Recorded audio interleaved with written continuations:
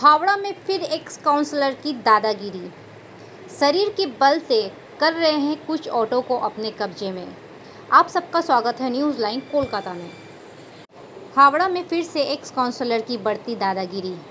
अपने शरीर के बल से कुछ ऑटो पे लगाई रोक।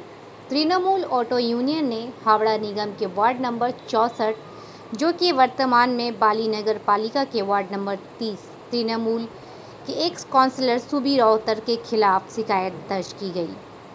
भट्टानगर स्टैंड पर नई ऑटो को जगह देने के लेकर दिक्कत हो रही थी।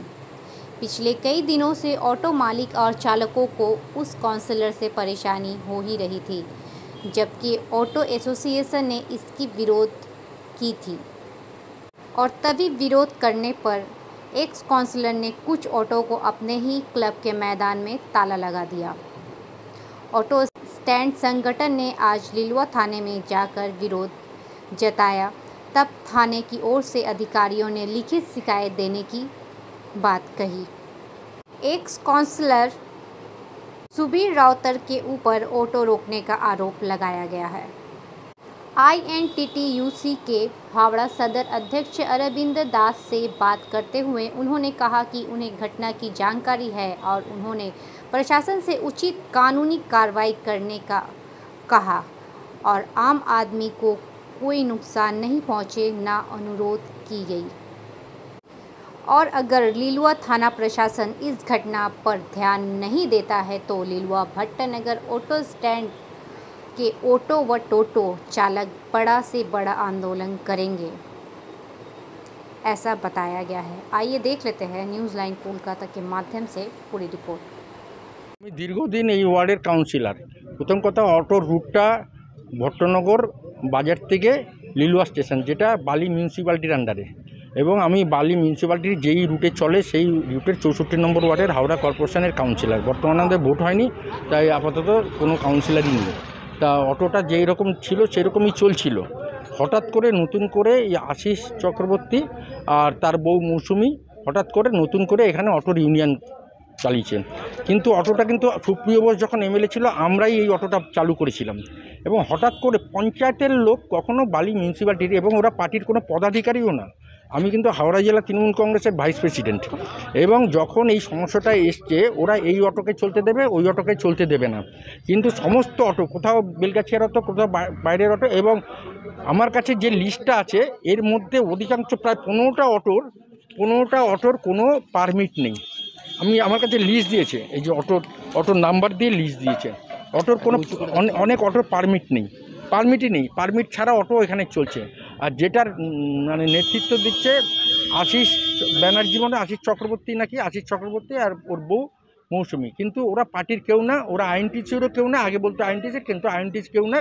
INTTUC'র প্রেসিডেন্ট পিঙ্কু মুখার্জির সঙ্গে আমার কথা হয়েছে, সে বালির ছেলে, তার সঙ্গে কথা হয়েছে, সে কথা অনুযায়ী আমরা কাজ করেছি।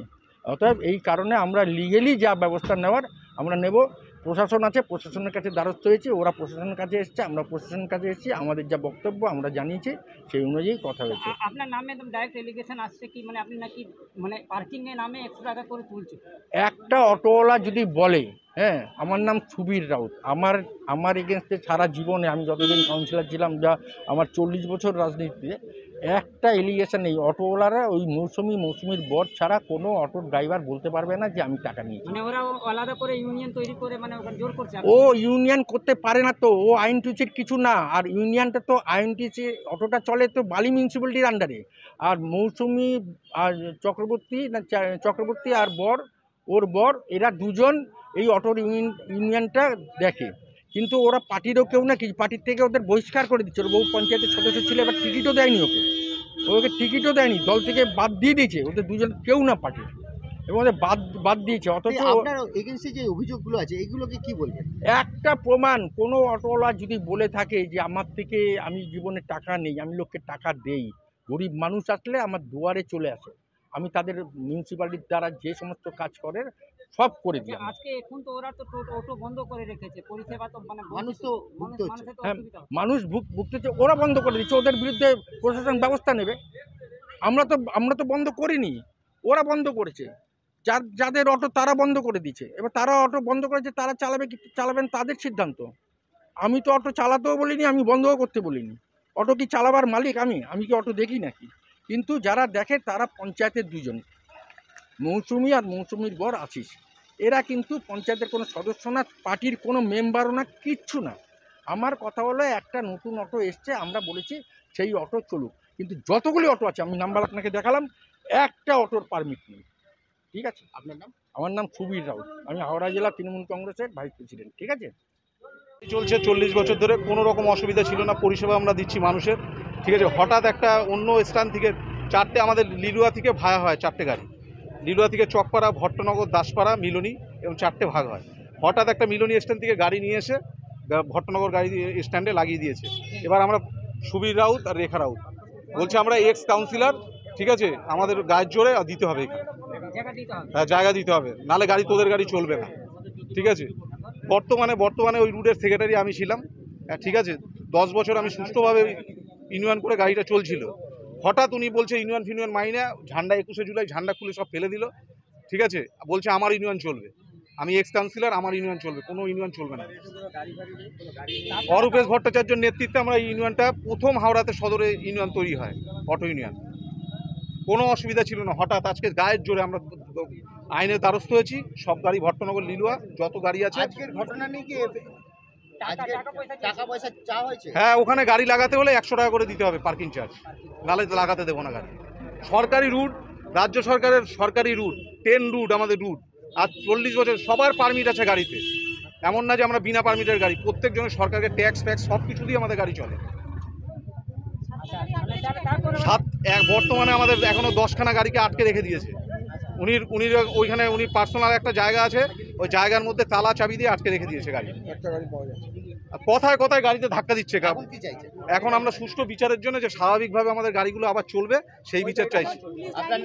আশিস দাস গাড়ি, আমরা বর্তমানে সব লিলুয়ার যত গাড়ি আছে টোটাল গাড়ি বন্ধ রেখেছি। এই সুবিচার যদি না হয়, আমরা আগামী দিনে গাড়ি চালাবো না।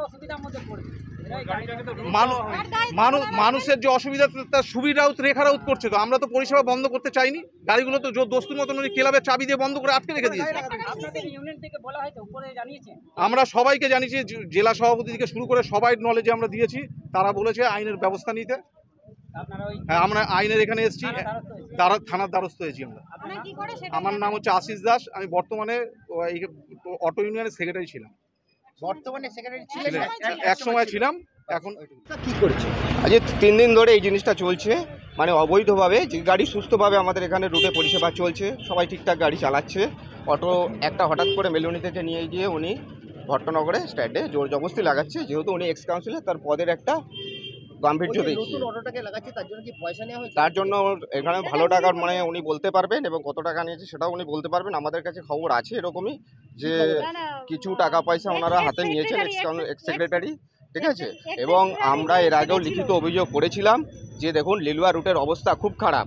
কারণ প্রথমত টোটো আর অটো এই উভয় সমন্বয়ে আমাদের আইএনটিটিউসি চলে, কিন্তু বর্তমানে দেখা যাচ্ছে কিছু নেতামন্ত্রীর দাদাগিরিতে, ঠিক আছে, বর্তমানে প্রচুর পরিমাণে এই রাস্তায় টোটো চলছে। আমরা দেখাবো আপনাদেরকে যে আমরা কতবার থানায় লিখিত অভিযোগ করেছি। টোটো অটো দুটোই।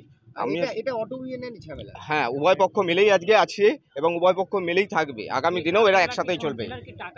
টাকা চাইছে এবং রীতিমতো তারা বলছে গায়ে হাত দিয়েছে, আমাদের অনেকগুলো ড্রাইভারদেরকে গায়ে হাত দিয়েছে।